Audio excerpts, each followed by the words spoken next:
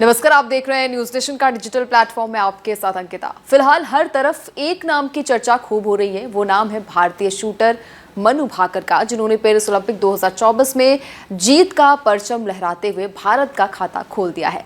उन्होंने bronze medal अपने नाम कर लिया है। उन्होंने women 10 metre air pistol event में जीत हासिल की है। जैसे ही उनके जीत की खबर सामने आई, हर किसी की जुबान पर उनका नाम छा गया।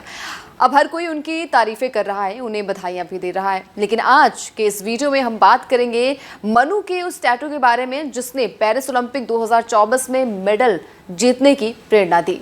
दरअसल मनु भाकर ने अपनी गर्दन के पीछे एक टैटू बनवाया है।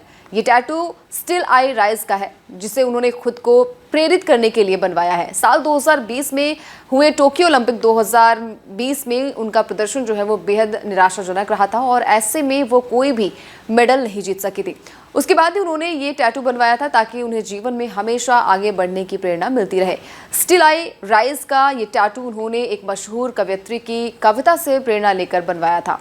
इस कवयित्री का नाम माया एंजेलो है, जो कि अमेरिका की एक प्रसिद्ध लेखिका, गायिका और सामाजिक कार्यकर्ता थी। उन्होंने स्टिल आई राइज शीर्षक से एक कविता लिखी थी जो साल 1978 में प्रकाशित हुआ था। जो लोग मुश्किलों से घिरे हैं और निराशा के अलावा उनके दिमाग में और कुछ नहीं सूझ रहा है, ये कविता उन्हें मुश्किलों को पार करने और दोबारा उठ खड़े होने के लिए प्रेरित करती है। टोक्यो ओलंपिक में हार के बाद मनु भाकर को भी इसी कविता ने प्रेरित किया था। अब देखिए, इस टैटू के बारे में यहाँ पर सवाल किया गया तो मनु भाकर ने इस टैटू के बारे में बात की तो मनु ने उनसे कहा कि टोक्यो अतीत है, स्टिल आई राइज मेरे लिए आगे बढ़ते रहने की प्रेरणा है। उन्हें इस टैटू को निजी रखना था, इसलिए उन्होंने इसे अपनी गर्दन के पीछे बनवाया। इसके अलावा अपना पहला ओलंपिक मेडल जीतने के बाद बोलते हुए मनु भाकर ने बताया कि कैसे भगवान कृष्ण और भगवत गीता से मिली शिक्षाओं ने उन्हें फाइनल में अपनी घबराहट को शांत करने और पेरिस ओलंपिक खेलों में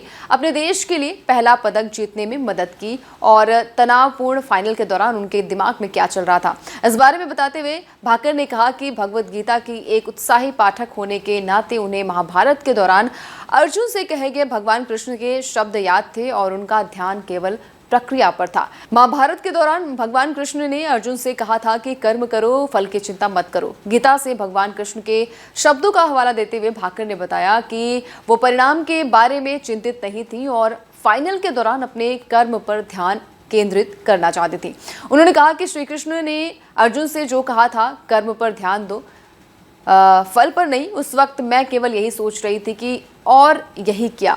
आपको बता दें कि भारत को 12 साल बाद ओलंपिक खेलों में निशानेबाजी में पहला पदक मिला है। साल 2012 में हुए लंदन ओलंपिक के बाद भारत को शूटिंग में ये पहला ओलंपिक पदक मिला है। साल 2016 के रियो ओलंपिक और 2020 के टोक्यो ओलंपिक में भारतीय निशानेबाज पदक जीतने में नाकाम रहे थे। तो देखिए, मनु भाकर ने देश का मान बढ़ाया है और निशानेबाजी में पहली महिला है जिन्होंने पदक जीता है। तो मनु भाकर की इस इंस्पायरिंग स्टोरी को लेकर आप क्या सोचते हैं, आपकी क्या राय है, कमेंट करके फटाफट से बताइए। वीडियो पसंद आ गया हो तो लाइक शेयर भी कर दीजिए।